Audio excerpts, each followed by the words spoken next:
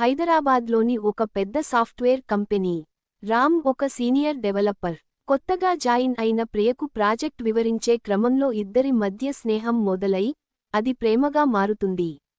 ఇద్దరూ కలిసి కెఫెటేరియాలో కాఫీ తాగడం, కోడింగ్లో హెల్ప్ చేసుకోవడం, వీకెండ్స్లో సరదాగా తిరగడం. ఒకరినొకరు వదిలి ఉండలేనంతగా ఇష్టపడతారు. పెద్దల అంగీకారంతో చాలా గ్రాండ్గా పెళ్లి జరుగుతుంది.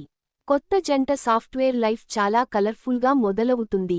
కొత్త ఇల్లు, కొత్త కారు. అంతా ఒక కలలా ఉంటుంది. కొన్ని నెలల తర్వాత, రామ్కి ఆన్ సైట్ ప్రాజెక్ట్ టెన్షన్ పెరుగుతుంది.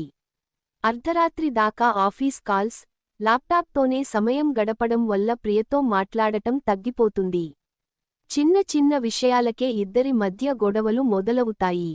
నీకు నీ కెరీర్, నీ ప్యాకేజీ తప్ప నా ఎమోషన్స్ పట్టవు అని ప్రియ గొడవపడి తన పుట్టింటికి వెళ్ళిపోతుంది.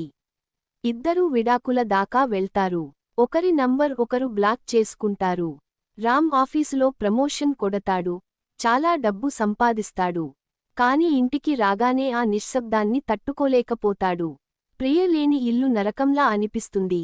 తన తప్పు తెలుసుకుని కుమిలిపోతాడు.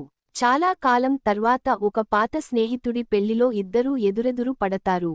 ఇద్దరి కళ్లలోనూ నీళ్లు తిరుగుతాయి.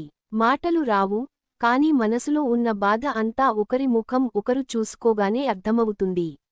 రామ్ మెల్లగా ప్రియ దగ్గరికి వెళ్ళి, డబ్బు, ఉద్యోగం ఎప్పుడైనా వస్తాయి. కాని నువ్వు లేని జీవితం నాకు వద్దు అని కన్నీళ్లతో క్షమాపణ అడుగుతాడు. ప్రియ కూడా తన మొండితనాన్ని వదిలి రామ్ని హత్తుకుంటుంది. ఇద్దరూ చేతులు పట్టుకుని నడుచుకుంటూ వెళ్తుంటే కథ ముగుస్తుంది. బంధం అంటే కలిసి ఉండటం కాదు, ఒకరినొకరు అర్థం చేసుకోవడం అనే సందేశం వస్తుంది.